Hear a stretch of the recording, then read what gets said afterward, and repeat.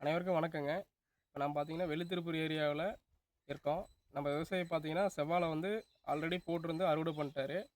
அறுவடை பண்ணதுக்கப்புறம் திரும்பவும் வந்து கன்று வைக்கலான்ட்டு அவரு பிளான் பண்ணி, அதுலேருந்து கன்றை வந்து பார்த்தீங்கன்னா, இடையில பிடுங்கி வச்சிருக்காரு.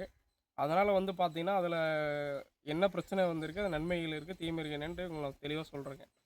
நீங்க அதுலேருந்து முட்டி எடுத்து பார்த்தீங்கன்னா, சென்டர்ல ஓட்டாமயே வச்சிருக்கிறாரு. கன்று வந்து உழுவாமயே வச்சிருக்காரு. அதனால வந்து கன்று வந்து நல்லா வேர் வரிச்சு வராம பார்த்தீங்கன்னா, ரொம்ப வந்து இதா இருக்கு. மொத்தம் இது வச்சு பார்த்தீங்கன்னா 5 மாசம் ஆச்சுங்க. 5 மாசம் பார்த்தீங்கன்னா வச்சு கன்று நல்லா குரோத்தாவே இல்ல. அதனால பார்த்தீங்கன்னா, ரொம்ப கன்னே வந்து பார்த்தீங்கன்னா, நல்லா இதாவே தெரியலைங்க.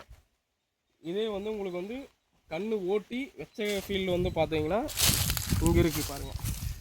ஓட்டிட்டு இது வந்து பார்த்தீங்கன்னா, கன்று போடாத காடுங்க. ஓட்டி இது வச்சுருக்காங்க. நல்லாவே க்ரோத் பாருங்கள். 5 மாதம் கன்று வந்து நல்லா க்ரோத் இருக்குது.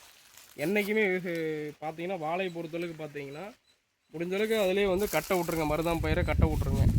இல்லைன்னா அதில் வந்து என்ன பண்ணுங்கள், ஓட்டி விட்டு உழுதுவிட்டு கன்று வச்சுருங்க. அப்போ நல்லா வந்து வேர் வச்சு நல்லா வரும். ஏன்னா மண் வந்து ஆல்ரெடி இருக்கும்போது வச்சோம்னா பயிர் வந்து மாதிரி பார்த்தீங்கன்னா ஸ்டன் ஆகி க்ரோத் வந்து கம்மியாக இருக்கும். இதுதான் வந்து பார்த்தீங்கன்னா மெயின் பிரச்சனை. இந்த வாழை பொறுத்தளவுக்கு செவ்வாழையில் மட்டும்தான் வரும்னு கிடையாதுங்க. அனைத்து வாழையிலும் வருங்க. நன்றிங்க.